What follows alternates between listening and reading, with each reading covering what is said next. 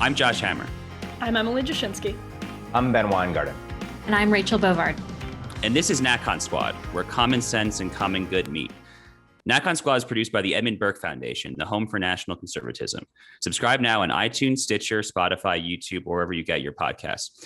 So we've got another great show for you today. We're going to tee it off with Rachel talking about yet another Rachel big tech-related issue. This time, Parler is returning to the Apple iOS App Store. Will Google and Amazon follow suit? We're going to talk next about court packing. We'll talk after that about a brave new anti-racist school that was flagged by Barry Weiss's Substack. And we're going to cap it off with Ben kind of breaking down the latest of the shenanigans from none other than Ibram X. Kendi. But let's dive right in. Rachel, what's going on with Parler and Apple? Well, it's another day that ends with Y, so there's another big tech story to talk about. And this time, as Josh referenced, it's good news actually on the front of Parler, which, as you may recall, was collectively nuked from the marketplace by Apple's App Store, Google Play, which is Google's App Store, and Amazon Web Services, almost all within 24 hours of each other, following January 6th. Under the guise of having contributed and being have been organizing platform for everything that happened on January 6th.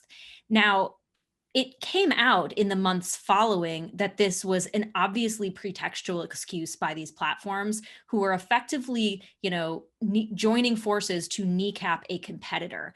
We saw this with how the Department of Justice, in its charging documents against the participants of January 6th, in those charging documents, they cited posts on Facebook, posts on YouTube, and posts on Instagram owned by Facebook by orders of magnitude more than they cited posts on Parler. So that debunked the whole argument that Parler was the hub of the January 6th, quote unquote, insurrection. That was transparently just not the case.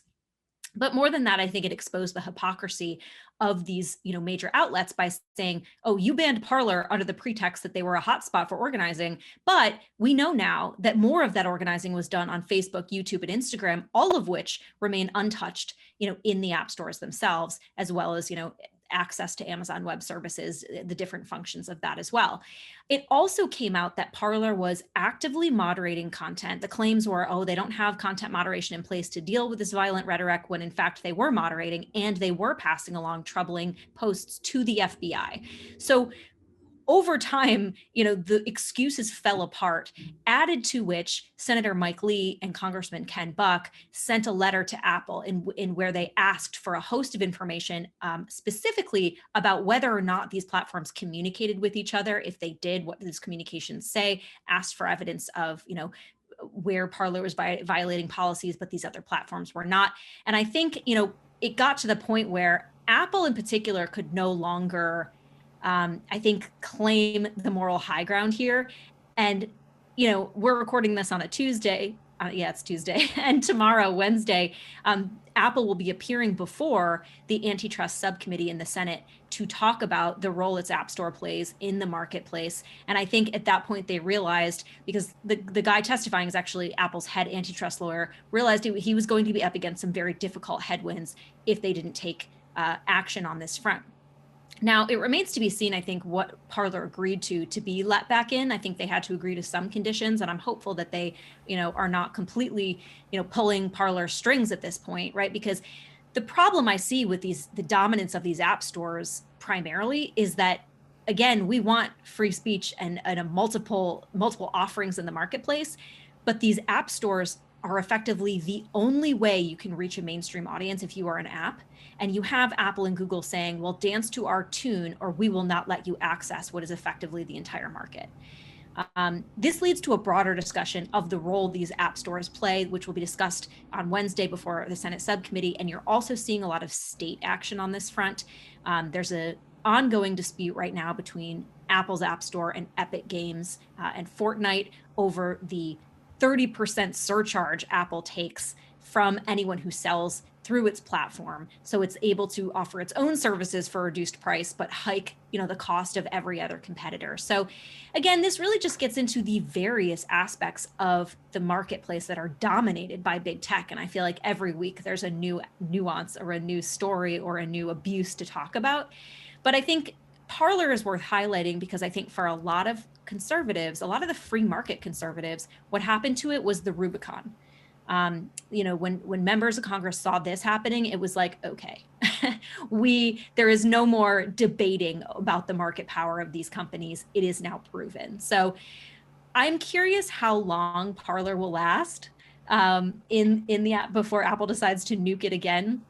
It may be that they just bought themselves a reprieve for the next month or so while they had to face, Senate oversight, and then they may be effectively banned again. But Parler, I think, is a very important proxy for the larger nature of this debate, which is about not only the market power of these platforms, but how that market power is shaping free speech and expression in downstream of independent thought and, again, voter behavior, which is what these platforms control in some. So I don't know if anybody has additional thoughts about kind of how this went down and the future for Parler. I think the Rubicon analogy really kind of resonates and hits home with me. From my perspective, when Google, Amazon, and Apple colluded, and it seemed like a naked kind of Sherman-Clayton Antitrust Act violation style collusion, when they colluded to effectively nuke Parler, that was the day back in January that the build your own Google talking point, I think, for a lot of people died. So the Rubicon talking point really, I think, resonates and makes a lot of sense. Let's focus for a second on the positives here, because it is kind of a rare, at least for a short-term kind of temporary basis. So it's a rare positive kind of development in the space of big tech. Huge credit, of course, to Congressman Ken Buck, Senator Mike Lee. I'm happy that Rachel both referenced them. On a very personal note, I'm kind of proud of Senator Lee in particular. I was a law clerk for him on the antitrust subcommittee years ago, back when it was not obvious to me that Senator Lee, could have possibly opposed private action on kind of standard kind of laissez-faire, hands-off ground. So I think his kind of evolution of thought on this is telling in a lot of ways about kind of the direction of the movement, especially as it pertains to big tech and the threats that big tech poses to everything that we talk about on the show on a seemingly weekly basis. So good for Congressman Buck and good for Senator Lee. But on the other hand, as Rachel said, this story is not necessarily about Parler, right? Obviously, this agreement could be nuked tomorrow or next week. I mean, who knows what's going to happen with Google and the Android App Store. And I think back, there was a really fabulous essay earlier this week, if I could just highlight it, that Ryan Anderson, the new president of EPBC, co-authored with a law professor, I believe by the name of Adam McLeod. I hope I'm pronouncing his name correctly. Kind of just really kind of breaking. It was a really long essay in National Review, very much kind of playing off Justice Thomas's concurrence that we talked about, I guess it was 2 episodes ago, in his recent kind of 230 common carrier case. Just trying to basically say that people on the so-called hard right, if that's kind of like the libertarian right, I guess, if we can call it that these days, and the so-called hard left, are both wrong for their own reasons to oppose kind of common carrier regulation, public accommodation status under the Civil Rights Act kind of statutory framework. I really, really, really, to say something that we've said in previous podcasts, I really think that's where this is ultimately headed. I really think that if I had to make a guess here, I would probably predict that it'll be kind of RNC platform, literally on the platform in 2024, that Google, Amazon, Facebook should be regulated like common carriers. So I think that's where this is headed. So to an extent, it's not about Parler, but to the extent that it is about Parler, kudos to Congressman Buck, kudos to Senator Lee. Great for Parler, great for consumers. As you said, Rachel, it was all pretextual. There was nothing that Parler was doing vis-a-vis January 6th that the other platforms weren't doing, oftentimes even more egregiously. So this was very clearly kind of an ad hominem collusive assault against Parler. And at least in the short term, it's a great story that we should celebrate, I think.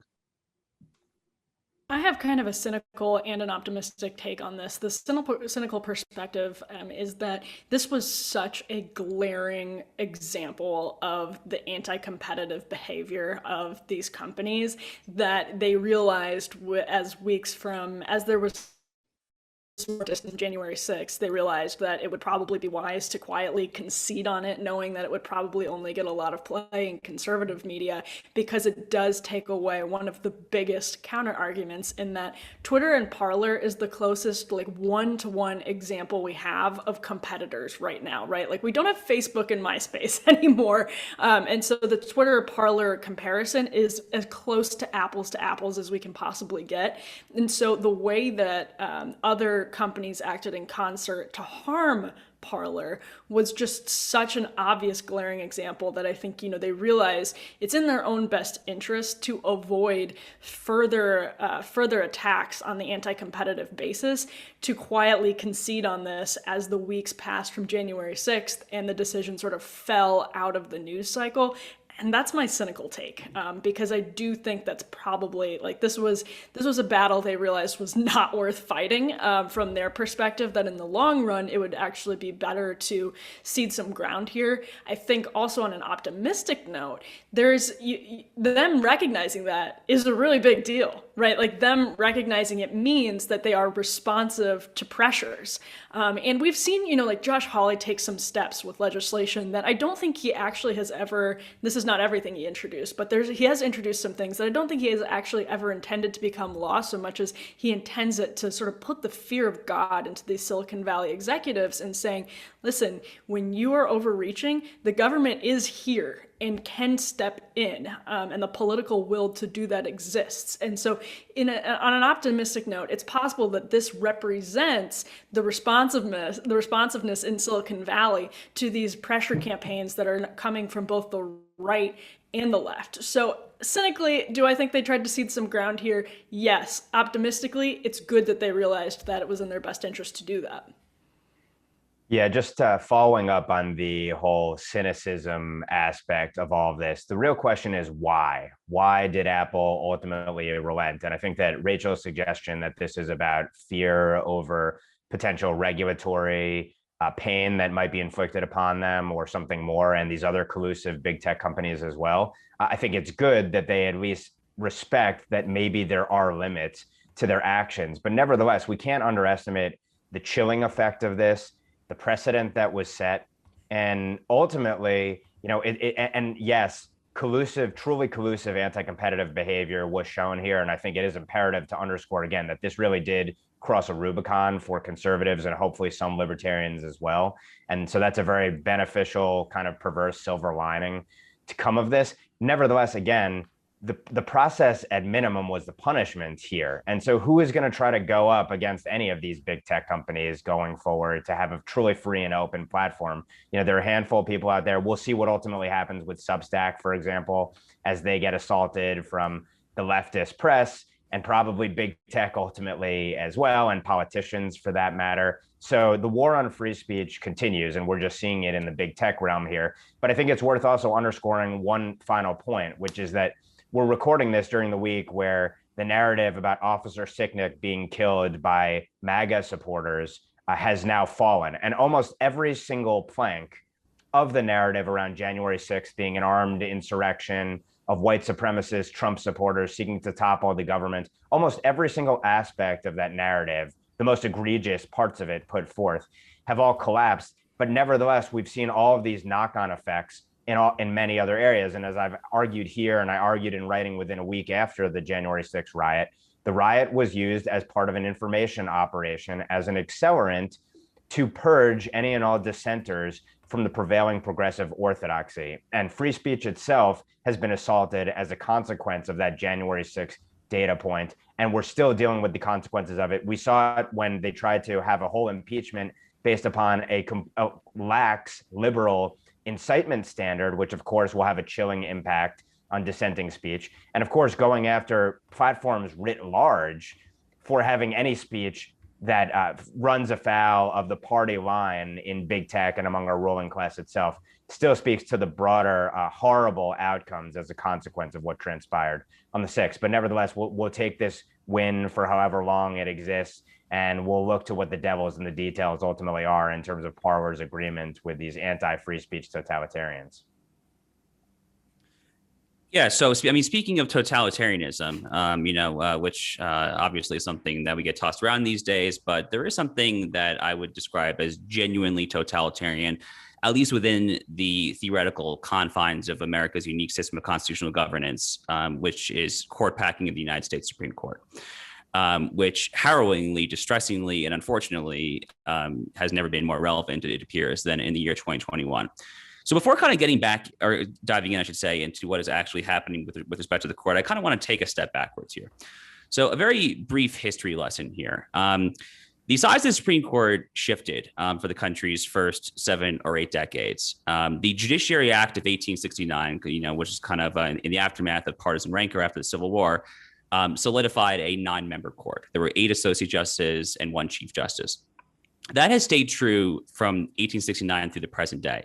It almost did not stay true in 1937, of course, when President FDR, who never saw a power grab that he didn't like, proposed his infamous court packing scheme. I don't remember the exact Orwellian kind of newspeak title of the bill, but he basically wanted to expand the court from 9 to 15 members to secure an immediate New Deal majority. At the time, it was decisively shot down in Congress. This is known kind of historically as the switch in time that saved 9, by which Justice Owen Roberts, who was a Hoover nominee, a Republican who was a New Deal skeptic, completely jurisprudentially shifts sides basically on a dime in the West Coast Hotel case of 1937, thus kind of precluding FDR from trying to shove this down everyone's throats. But the key point here from a historical perspective is that FDR's own party, his Democrats, stood up to him in Congress. It was a Democrat-dominated Senate, and they shot this down mightily. Now, speaking about this in 2005 on the floor of the United States Senate about Democrats standing up to defeat their own president's court packing plan, Joe Biden said, quote, "In an act of great courage, FDR's own party stood up against this institutional power grab. They did not agree with the judicial activism of the Supreme Court, but they believe that Roosevelt was wrong to seek to defy established traditions as a way of stopping that activism." Now, as I wrote in my column last week, and I'm going to read this full quote here because it is really that bone chilling. In this 2005 Senate floor speech, Joe Biden was actually underselling. He was underselling the extent to which FDR's own party affirmatively rebuked and repudiated his totalitarian power grab attempt.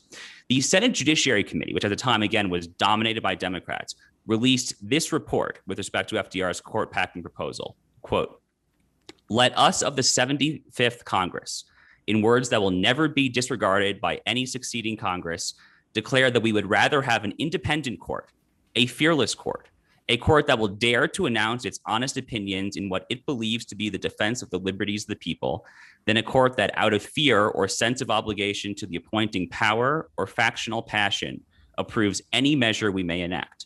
We are not the judges of the judges. We are not above the Constitution." That's a real quote. I did not just make that up. FDR's own party said that. Nonetheless, as we all saw on the presidential campaign trail, Joe Biden refused to answer questions as to whether he would support court packing. He basically said over and over again, "You'll find out my real thoughts on this only after the election." Sure enough, very recently, we saw this unveiling of the so-called Presidential Commission on the Supreme Court of the United States. It is a commission of dozens of judges, former judges, law professors, political activists, et cetera. There are some nominal center-right people on there for sure, including a former professor and friend of mine, but it is heavily dominated by people center-left. And this commission is going to study and ultimately come up with recommendations about a lot of things pertaining to the court, including the, quote, membership and size of the court. Sure enough, less than a week after this commission was announced, Congressman Jerry Nadler of New York and Senator Ed Markey, Massachusetts, unveiled a bill, the Judiciary Act of 2021, that would affirmatively add 4 seats, which they say would be unpacking the Supreme Court. I guess words no longer have meanings. That is, by definition, packing the court. But here we are. Now, unless they nuke the filibuster, which we can kind of dive into, I guess, I suspect this bill is not going to pass. But it is telling that they are doing this. This is the closest we have come, whether it passes or not, in 85, 90 years since the New Deal, to a court packing actually taking place. So, I have plenty of my own thoughts on this, but I'm curious what everyone makes of this. The fact that the Democrats are this kind of unvarnished, that they are willing to throw this out there. Court packing used to be a term that was anathema. The American people used to hear that and just bristle up. So I kind of wonder whether we've even lost our capacity to understand the radical nature of what they're doing here. But I'm happy to kick it open to the panel. Any reactions as to this transparent power grab attempt? Well, I'll be brief because I haven't gone to law school yet, of course. But it's really funny that you mentioned this bill, because the bill is such a good example that this is now a mainstream position in the Democratic Party. Like it went from being anathema to being a mainstream position. I mean, that's legislation introduced by two mainstream Democrats. We're not talking about Rashida Tlaib. We're talking about who the media would like to be a mainstream Democrat. We're talking about like mainstream Democratic politicians who are introducing legislation to pack the court and then framing it as unpacking the court with this twisted logic that they expect the American people to believe or just not care enough to dig into, that they're actually unpacking it and they're just restoring balance. My last point that I just think has to be made is that this is coming from the party that cynically hyperventilated for 4 years about the destruction of norms, and their appetite for court packing shows exactly how hollow so much of that rhetoric actually was. They do not care about norms. They care less about norms than Republicans. Norms are something that are, racist. They're relics of Jim Crow, like the filibuster. Norms are things that must be abolished to the left. And so when you have the hypocrisy of people like Jerry Nadler, people in the Democratic Party who've spent literally 5 years, breathlessly hyperventilating about the Republican destruction of norms, and I see very little coverage in the media about the Democratic destruction of norms with this issue and other issues, it's just laughable, and it shows how cynical so much of their fear-mongering has been for the last half decade. Yeah, something I think that strikes me about this too, to kind of pick up on what Emily was saying, is that all these charges and everything that you think you just said, Josh, lays out the hypocrisy of this argument. Nothing more so to me than the image of Ed Markey, again, Senator Ed Markey, one of the sponsors of this legislation, 3 or 4 years ago, standing at a lectern with a poster in front that said, "We need 9," right? Going in for 9 members of the Supreme Court, now introducing, without batting an eye, a bill to expand and pack the Supreme Court. But it almost goes to this point that they don't care about hypocrisy. They only care about accumulating power. We can throw hypocrisy, or, charges of hypocrisy at them, norm destruction. They don't care because they know the media will front run for them. They know that they'll have the protection that they need. They know they can, again, redefine the English language to say, oh no, this isn't court packing. This is unpacking the court. Because what Donald Trump did was court packing, which, by the way, drives me absolutely bananas that some people have run with this narrative that filling existing judicial vacancies is court packing. No, it's just filling judicial vacancies. It's the Senate doing what the Senate's constitutionally obligated to do. So I fear the Democrat Party has been taken over by these people who aren't even shamed anymore. Shameless seems like too light of a word for it, but that's effectively what it is. They are no longer shamed by charges of hypocrisy because they keep going in for it regardless. Let me just say that the thing that's kind of hilarious about this to me is that the whole driving force for packing the courts is the purported conservative majority. And yet, how often does the court actually come down on the right side of the most vital issues, as we've talked about, I think, before? So, but it goes to show you that for the left, they have to dominate everything. They can't lose 1% of the time. They have to win all the time. I wrote a column recently about the sort of jihad that was waged by Democrats on Michael Pack, who was supposed to run the U.S. Agency for Global Media, which oversees the Voice of America and a few other entities as well. And his nomination was held up for 3 years, almost to the end of the Trump presidency. And then he was fired on the first day, I think maybe within the first hour of the Biden presidency. And this is someone running an agency that most Americans have never even heard of before. Yet Democrats go scorched earth. They believe they have to control everything. And I actually saw a perverse silver lining again here is that it's so clear that they are operating in bad faith, that they don't care about norms, rules, institutions, values, principles, constitutionality, history, et cetera, et cetera. All they care about is dominating. All they care about is power. And so if you work under that assumption, that ought to inform your plan for trying to combat them. And for too long, our side has not understood that. Increasingly, people do. And I think we go back to this almost every week, a running theme on this show. But it's very clear when the other side tells you who they are, you should believe them. And this is the perfect example of it.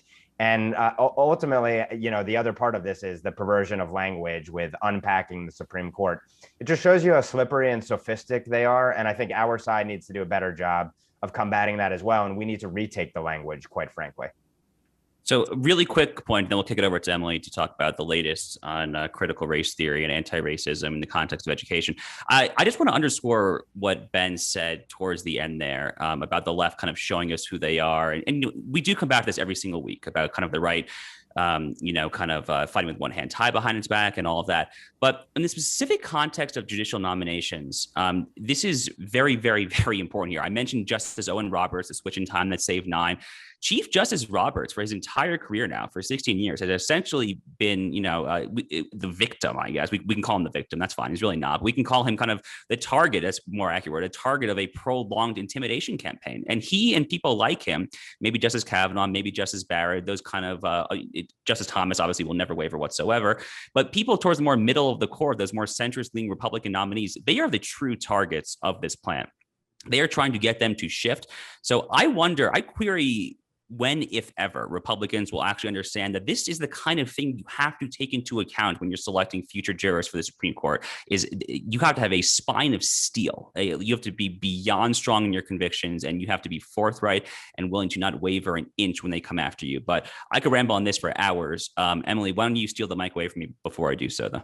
Well, let's segue on the note that Ben sounded about the perverse silver lining, because I think there's something to be said for paying attention to the overreach that Democrats are engaged in. And this segue actually brings us to the overreach that the broader cultural left is engaged in. Bari Weiss often comes up on this show. She is among the sort of heterodox center-left thinkers who are doing a lot of work that people see as conservative now, because it's focused on just really analyzing and scrutinizing curriculum in our education system. You've seen this from people like Chris Rufo. Bari does a great job of it. She has published 2 pieces recently that have sort of pulled back the veil on the world of expensive coastal private education. She published an essay by a teacher at an expensive school, Paul Rossi, an essay from him talking about critical race theory at his school. He, by the way, is no longer in the classroom for the rest of the year because some students felt uncomfortable taking his class, which sort of proves his point, of course. And then there's the letter she published from Andrew Gutman, who is a parent at the Brearley School, who, again, this is a quote from the letter he sent to the school that Bari published last Friday. If Brearley's administration was truly concerned about so-called equity, it would be discussing the cessation of admissions preferences for legacies, siblings, and those families with especially deep pockets. If the administration was genuinely serious about diversity, it would not insist on the indoctrination of its students and their families to a single mindset, most reminiscent of the Chinese Cultural Revolution. He pulled his child out of that school, which, by the way, costs upwards, it's around $60,000 a year, somewhere at like the $55,000 a year mark, which is, I paid a lot for college. I didn't even pay that much for college. So it's just like a good example, I think, of how when you start seeing this, maybe it's the signs of optimism. Maybe it's sort of the spring that we've all been waiting for after this long winter in our education system. Maybe this is actually showing that what we have been going through for the past few years, dark as it may feel, is really just an adjustment period to that time when millennials sort of hit the workforce in droves and changed it. And maybe the pushback actually can make change when you have parents who send their kids to schools like this one that actually make you, I think, sign an anti-racist pledge even to get in.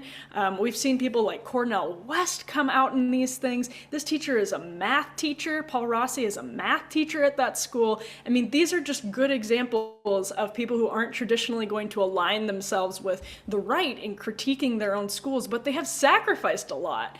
Not just are they criticizing the right, they're sacrificing their reputations and their careers and their lives, their personal reputations, to criticize the left on this. And that is no easy feat when you know you will have the entire media virtually and your community likely coming out against you.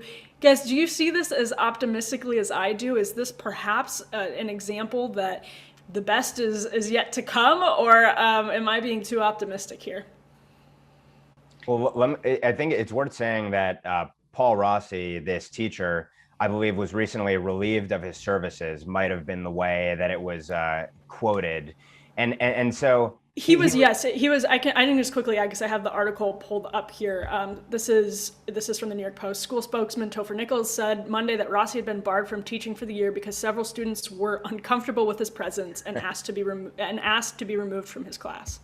Yeah. So this is someone who took on the mob, and the mob may have claimed a scalp, but ultimately, hopefully, his words and his courage lives on beyond it. And there was another parent of a student who pulled his daughter out of a school that she had been sent to for 7 years, the Brearley School, another elite private school in New York as well, over similar concerns. And so when you have teachers and parents themselves rebuking these institutions and challenging them, even if they're not followed by a caravan of like-minded parents or other teachers as well, the fact that they're willing to stick their necks out, I think, is tremendously courageous. I mean, it's sad that it's courageous to say that you need to have diversity of thought and that we shouldn't all kowtow to the American version of the Chinese Communist Party line, and that we should reject the anti-cultural revolution that we're currently all experiencing.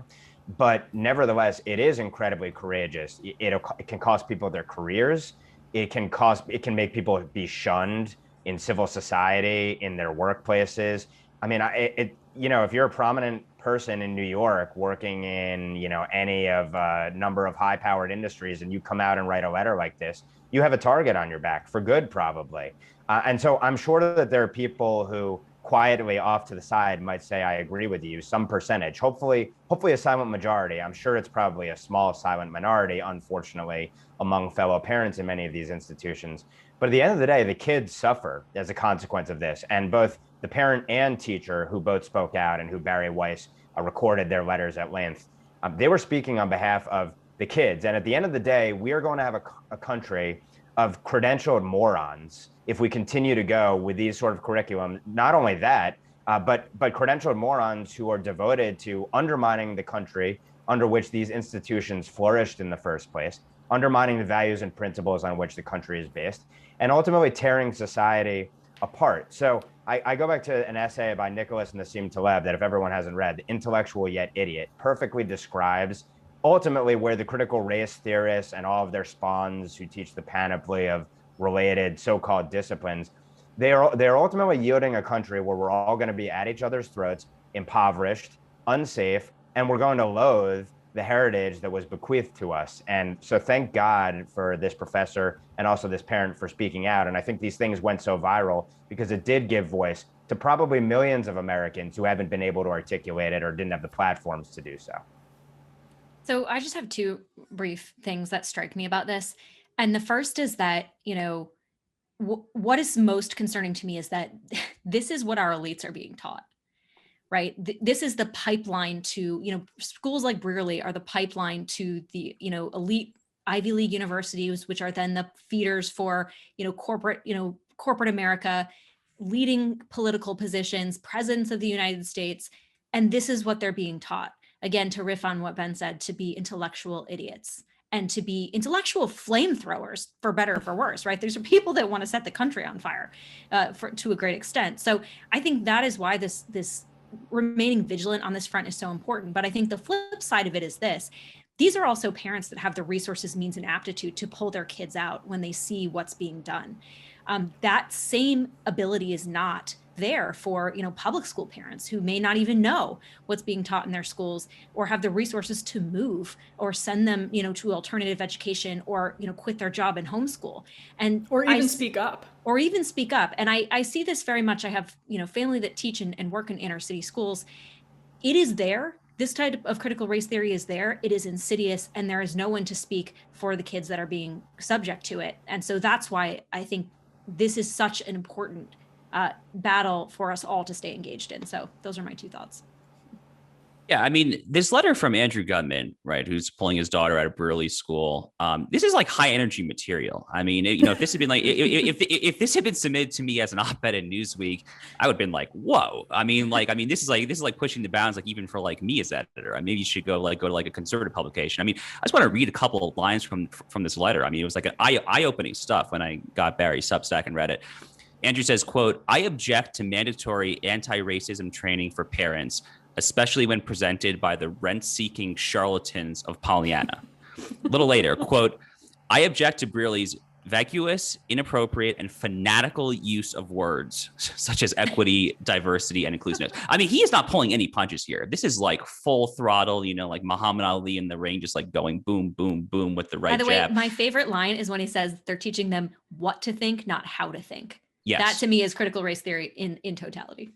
It is. And critical race theory, the point that I'm trying to make here, there are certain issues where the left just kind of comes out full swinging. And like intuitively, I think to myself, they really have to be overstepping on this, right? The transgender stuff with the hormones and the puberty blocking drugs, especially with respect to children. From day one, I saw that and I said to myself, there's no way this is going to fly. I mean, America might be changing, church attendance, synagogue attendance, all of it is kind of dropping for sure, but there's just no way this is going to fly. At the same time, I when this critical race theory stuff started popping out and Chris Rufo started doing his investigative reporting and all of that, I similarly kind of said to myself, there's just no way this is going to fly. And I do think I am cautiously optimistic that Emily is right, that this is kind of, I don't want to overemphasize Barry Subsack. She's doing great work. We need more people like that, like her and Chris Rufo, who are kind of on this beat. My friend Max Eden, who just joined the American Enterprise Institute, is kind of starting like a whole conservative like teacher network to like nationally to try and combat critical race theory in the classroom. The most important point, though, and then we'll kind of segue it to Ben for the final segment of the episode, is what Rachel said, though, is just so true. That like the people we're talking about here, if you can pull their daughters at a Brearley, this is like this is what Bernie Sanders would call the 1%, right? I mentioned this on a previous podcast episode, but my mom is a public school teacher. She taught fourth grade for most of her career. Now she's doing third grade. She told me that there's like a school district required kind of social justice poetry segment for later this year. And I said to her, Mom, like, I really want to like review this material. Like, I would like to make like editorial suggestions. I'm not sure if she has the freedom to make said suggestions, but the point is that this is a public school and that, her students primarily in this public school are kind of largely blue collar working class and they don't have a choice.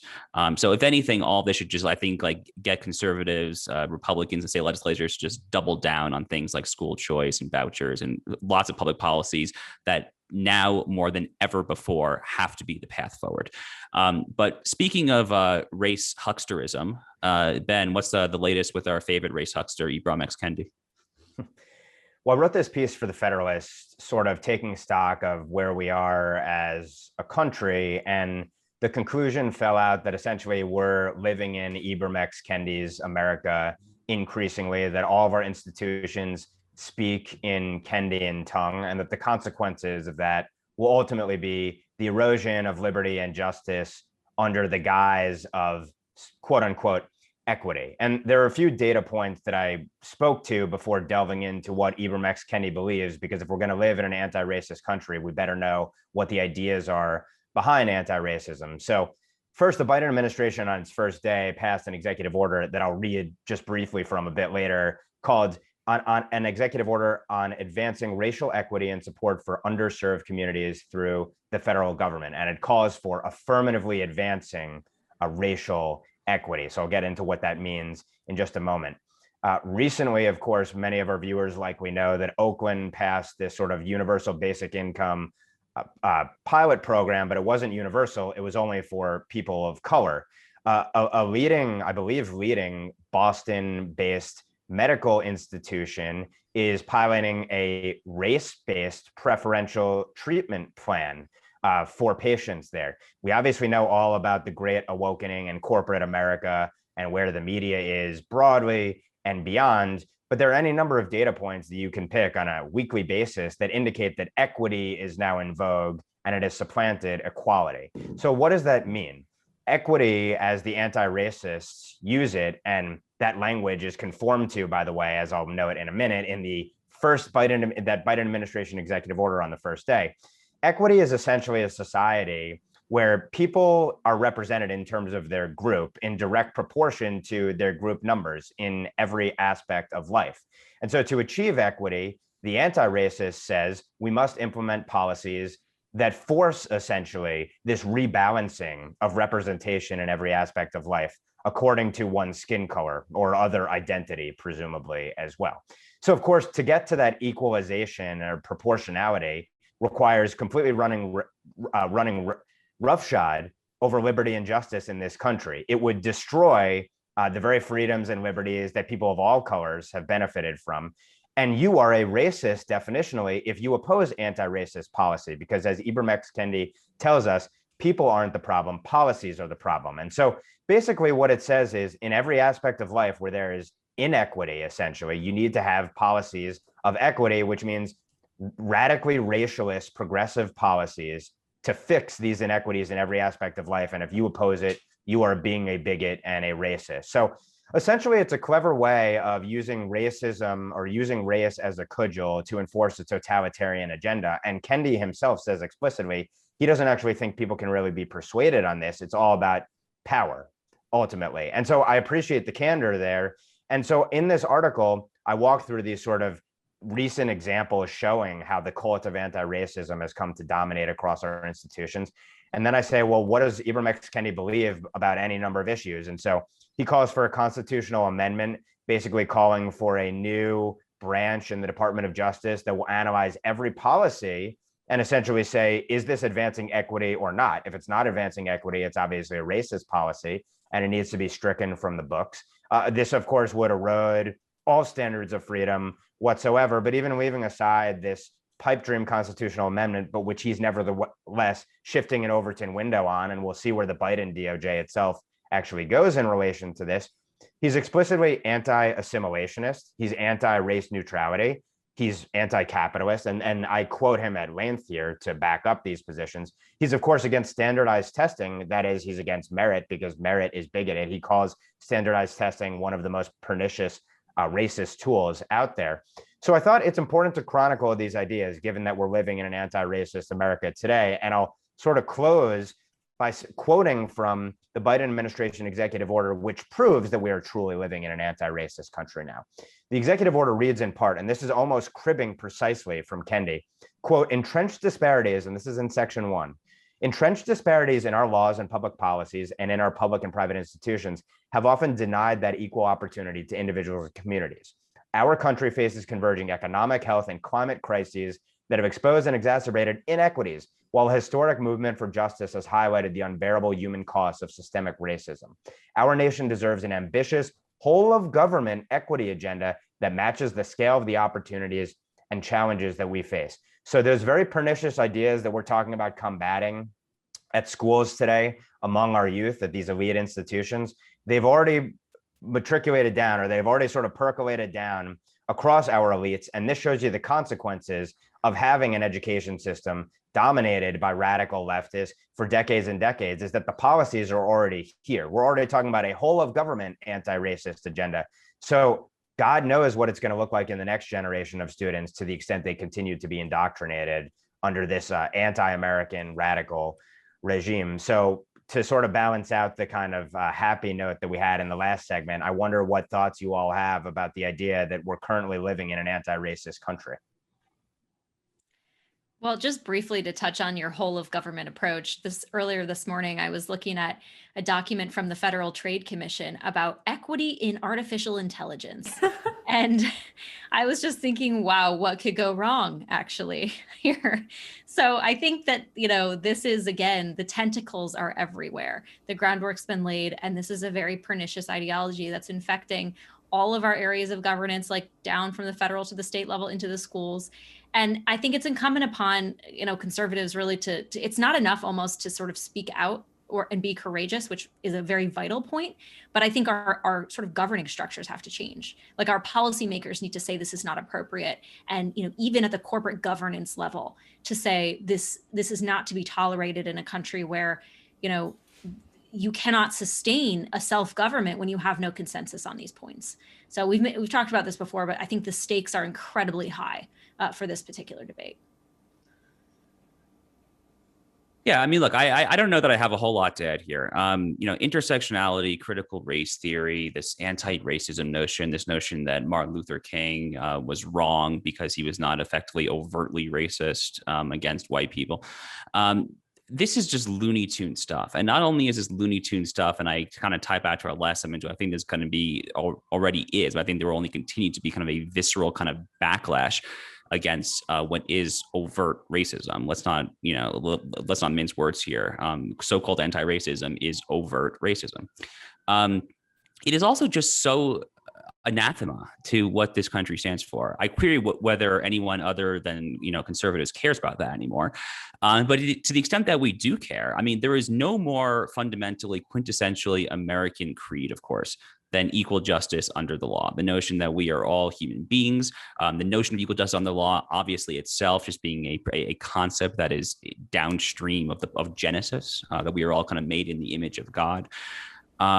So we really do need to start getting our hands dirty as conservatives and kind of get in there and fight back and fight in the weeds, and not just rhetorically, but kind of get in there. And it's something we talked about, by the way, on previous episodes. I mean, something that I recall saying in one of our previous podcasts was to say, there's so many people who are so focused on kind of the national dialogue. They tune into Fox News or CNN or MSNBC, depending on their political preferences.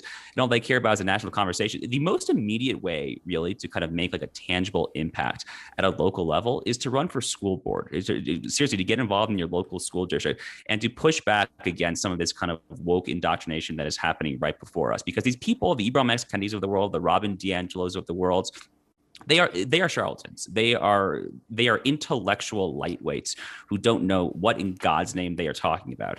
And there is a visceral disgust that I think is already kind of boiling up on behalf of the American people. But the more that we kind of get in there at a local kind of grassroots level and just make this argument, make the basic kind of bedrock building argument for civilization. There's a famous line that Abraham Lincoln said. I think it was from his very first debate with Stephen Douglas. I don't have the exact quote in front of me, where he famously talks about kind of the importance of public sentiment, how, with public sentiment, nothing can fail. Without public sentiment, nothing can succeed, paraphrasing. That should be, I think, kind of our guiding light on this issue. I think the American people still, despite all the shifts that have happened, that all the demographers talked about, still to their core at a visceral level oppose this stuff.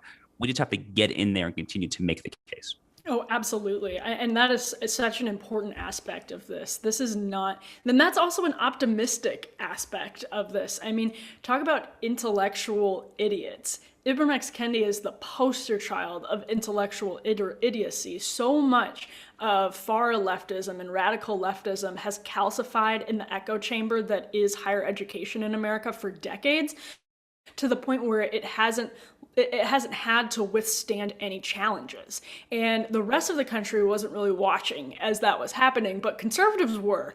And conservatives were saying, this is extremely dangerous. This is going to hit the so-called real world and change it, and you should be worried about that. And lo and behold, that happened, and the media had, ignored the pleas of conservatives for so long because they're obviously not inclined to take conservatives seriously, and they haven't been for a really long time, but we are now reaping the consequences of that lack of skepticism and of that lack of interest, because the intellectual idiocy of Ibram X. Kendi, as Ben lays out in his Federalist piece, which is a really good recapping of all of the things you need to know about Ibram X. Kendi, he comes down on this very clear and explicit binary formulation. You are racist or anti-racist. There is nothing in between. People don't just make occasionally insensitive remarks without knowing or out of ignorance. They fundamentally fall into those two categories. And that means, again, as Josh mentioned, these sort of conversations about like Martin Luther King and segregated dorms, which are back on our campuses. That is just plain racism. And the intellectual idiots who have this calcified and totally unchallenged ideology can jibber jabber about that as much as they want, and they will continue to do so, but it just does not comport with basic logic, and people have an ability to actually understand basic logic. And the other optimistic note, I'm weirdly optimistic today again, I think it's because of the beautiful weather, or maybe it is genuinely because of the merits of these topics. Another optimistic point to end all of this on is that something really good exists in this American division, over the expansion of the definition of racism that the left is trying very hard to get away with. What is the optimistic? What is the good in that? It's because racism is incredibly stigmatized culturally and socially in the United States of America, as it should be, because a heck of a lot of blood, sweat, and tears was spilled to get to the point that we're at today. And the Ibram X. Kendis of the world just want to drag us back with their ideologies that haven't undergone the sufficient challenges that they should be getting in higher education. It's really sad, but it is great that in this country, people feel so offended to be called racist because nobody wants to be a racist, because we abhor racism in this country, because it is socially stigmatized. And so that, again, it's optimistic. I mean, it does show that there has been a lot of progress. And so there's another silver lining that we can at least hold on to for the time being. Yeah, let me just say, Emily hits the nail on the head by talking about how the anti-racist worldview of you're either an anti-racist, i.e. a progressive totalitarian, or a racist if you reject any element of the radically progressive racialist totalitarian agenda, perfectly describes how this is sort of more tactical than philosophical at the end of the day. And it's worth noting, let me quote from Kendi here, just briefly. He says, the only remedy to racist discrimination is anti-racist discrimination. The only remedy to past discrimination is present discrimination. The only remedy to present discrimination is future discrimination. And so he's explicitly calling for tearing the country apart and essentially a resegregation on the basis of his ideology. Yeah, of course, segregated dorms, segregated graduation ceremonies, and on and on. It is a recipe for racial strife to be exploited by the people like Kendi, who essentially have created a great grift here.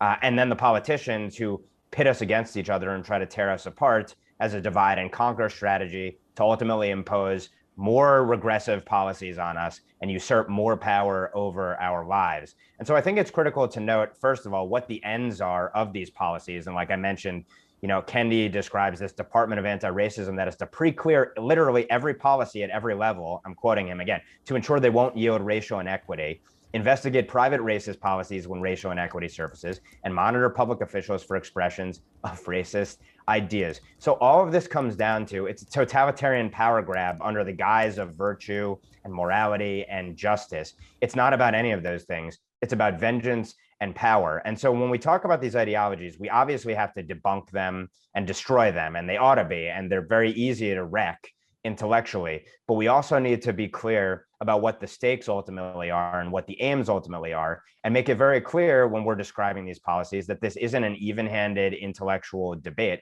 It's one side trying to have total power, essentially. And so what are you going to do in the face of that power? And I think Josh definitely has explained some ways in which we as individuals can go about combating it, but we have to be engaged, because in the absence of being engaged here, these radical ideas will win the day. And that's what we need to fight against every single day of our lives in whatever way we can, putting our skills, interests, and capabilities to their highest and best use in defense of this country. Yeah, so let's go around the room for some closing thoughts here. Anyone kind of want to get us started? We're talking a lot about kind of power dynamics, seems to be the theme of this episode. Anyone have any kind of thoughts that kind of weave together all the themes that we've discussed today? Well, I can jump in and just say I started my career in higher education at Young America's Foundation, analyzing and trying to keep higher education in check. And at the time, it was sort of unthinkable to me that a lot of the stuff would go mainstream so quickly. But I also think it was unthinkable to me that there would be people courageous and brave enough to push back in mass and in really big platforms against it so quickly as well. So it's risen quickly, but the backlash seems to be rising quickly. And at the heart of so many of our issues is, of course, this very divisive and pernicious ideology of cultural leftism that divides us on very, very, very false logic and false grounds. So I am heartened, really, to see people respond and to see the letters that Barry has published on her Substack. Gives me hope. And so I'm very, very hopeful going forward, actually, that there's a sort of emperor has no clothes situation unfolding right before our eyes. People are seeing it and calling it out, and that can only withstand, or that can only last for so long, I think, despite the fact that right now it is currently espoused by just about every major institution in this country. We still roughly have a bottom-up system, and so that's something to be hopeful about. Yeah, it strikes me a lot on these episodes, but particularly today, we aren't really debating the merits of policy or bills or legislation. We are really talking about existential threats to kind of the country as a whole and to our way of life. And I think broadly speaking, we call this the NatCon squad and national conservatism. I think oftentimes that's the dividing line between sort of this younger generation of conservatives and the traditional old right, which simply says, well, these are fads, there's nothing we can do. These 6 policies say that we don't intervene in the market, or, we can't take steps to tell public schools what to do or what to say. And I think that that's a dividing line between myself in particular, who thinks, no, liberty requires vigilance, and our way of life as conservatives deserves to be protected. And a limited government, that is its primary function of a limited government, is to maintain and provide for the structures that we know work based on, thousands of years of tradition. It's not these ossified policy prescriptions. It's a worldview and a way of life that is worth defending. And I think that's where, I sit on the term, national conservative, someone who says we must act in these circumstances to preserve what is precious and valuable and good. And it is possible to know what those good things are, and act in their defense. And, I think that's why so much of what we talk about circles around the existential, because it really is, I think, where we are right now. A lot of times when I talk to older conservatives, they say, well, the pendulum always swings and it'll swing back at some point.